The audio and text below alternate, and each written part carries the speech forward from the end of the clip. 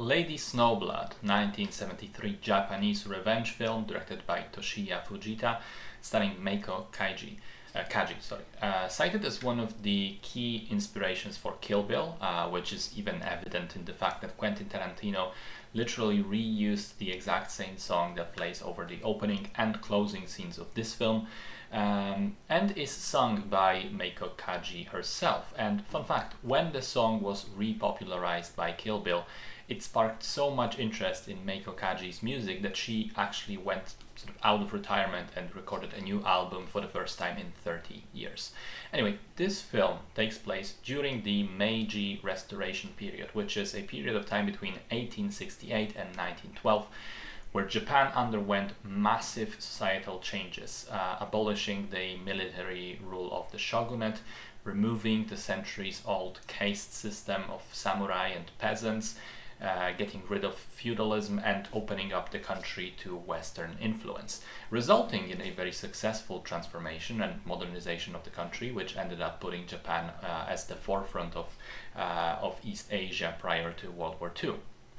The story of the film follows Yuki, a young woman who has trained her entire life to become an assassin, who is now ready to track down and take revenge on the three people that murdered her father and brother and raped her mother.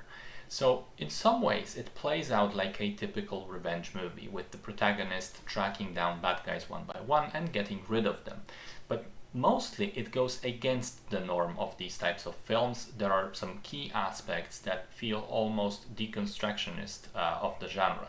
One, unlike most Japanese period pieces, this is not a samurai film. It takes place way later in the future and serves as a sort of subtle examination of a country being in turmoil of political change, and how regular people can get caught up in all of that and suffer some unintended negative consequences.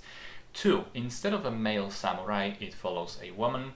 Three, it has a very cynical and depressing view of revenge, where none of the kills really feel like victories.